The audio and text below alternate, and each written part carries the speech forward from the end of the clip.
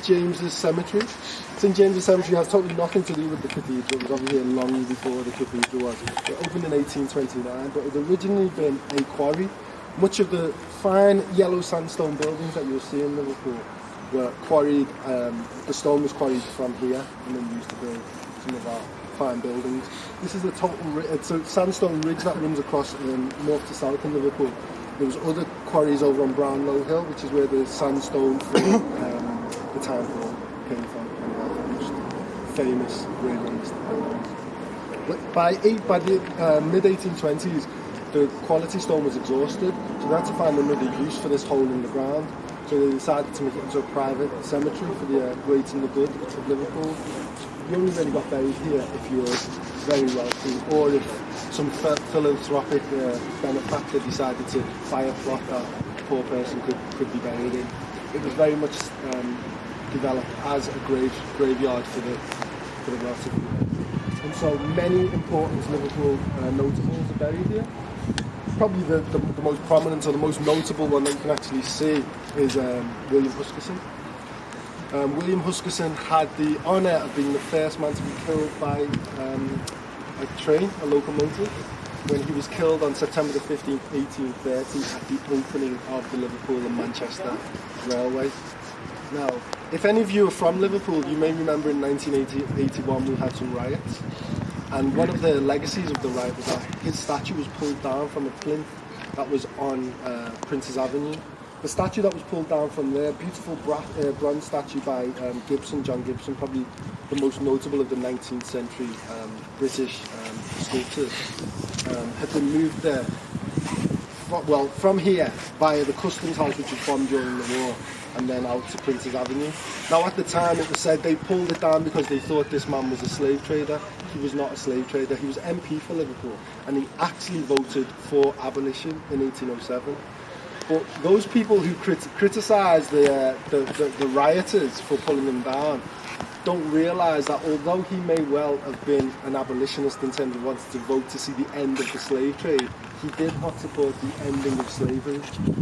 He was bankrolled, as I mentioned earlier on about Big Sugar, he was bankrolled by John Gladstone, and many of John Gladstone's letters to Huskisson survive, and Huskisson's letters from Gladstone survive. And when Thomas Barnes Buxton put the first Act of Parliament for the abolition of slavery, William Huskisson writes back to Gladstone saying that he's done his absolute utmost to ensure that the Act will not pass. So although you have this strange, again, it might seem, well, I don't think it does seem strange, because politicians do these types of things, that they speak out to both sides of the mouth an awful lot. I'm not saying, there may be some Lib Dems here, but imagine Jo Swimson when she voted for student fees in London, in England, but then voted against them in Scotland, you know, because obviously it's incredible, isn't it? But yeah, so anyway, so Huskisson, he supported the abolition of the slave trade, but when he came to Liverpool, and he became MP for Liverpool, he definitely did not support the abolition of slavery itself. Again, when slavery was passed a few years after he died, John Gladstone received the largest amount of compensation of any single individual who received a payment by the compensation board.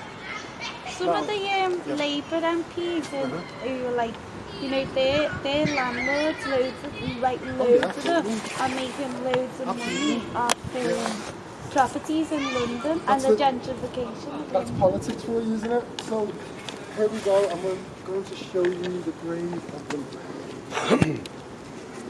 Well, I remember this.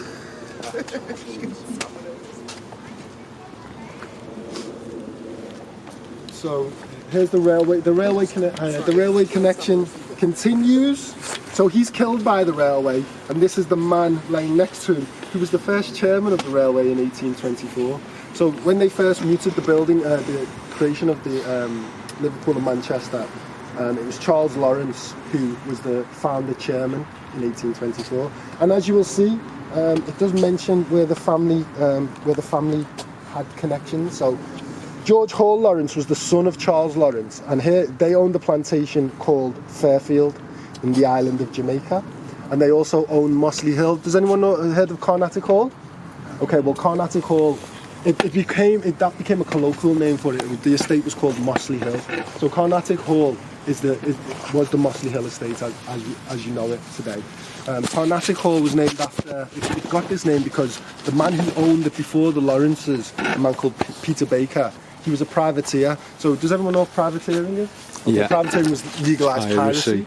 So many of the Liverpool slave merchants also were involved in letters of acquiring letters of marque, which allowed them then, any time that we were at war with one of our European neighbours, we could go and capture their mercantile ships. And Baker was a shipbuilder who built a rather dodgy ship called the Mentor. It was commissioned for another merchant. He saw the ship and said, "I'm not buying that. It's shoddy." He couldn't afford to lose it. If he couldn't use the ship for some purpose, he would have become bankrupt. So he decided to send it out on a privateering voyage. It managed to capture a French East Indiaman on its way back from India. Didn't know that the French were at war with the British, so he captured this ship, and on board there was more than £135,000 in diamonds and other jewels. So he becomes fabulously rich, then decides to set himself up as a Liverpool slave trader. So that's a previous connection to the Mossley Hill estate and the Carnatic. The Carnatic was the name of the French ship that was captured by the Mentor, Peter Barker, about 1780, between 1780 and 1785. And George Hall Laurence was also buried there.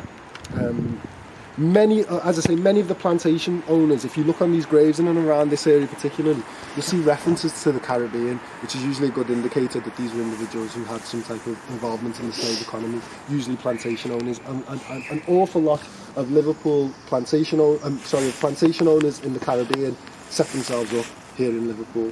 Many of them who'd gone out there as not, to go and work on plantations, end up owning plantations and then retiring to Liverpool as absentee landlords. And that's very much how Everton develops as an area. So Everton, during the later part of the 18th century, becomes the fashionable suburbs for merchants from the Caribbean to go and reside. That was the area that they would go and reside. And then they go from that end, from the north end of Liverpool, to the south end as Egbert and Mossley Hill is broken up in the 1820s. So this is very much how the suburbs of Liverpool develop.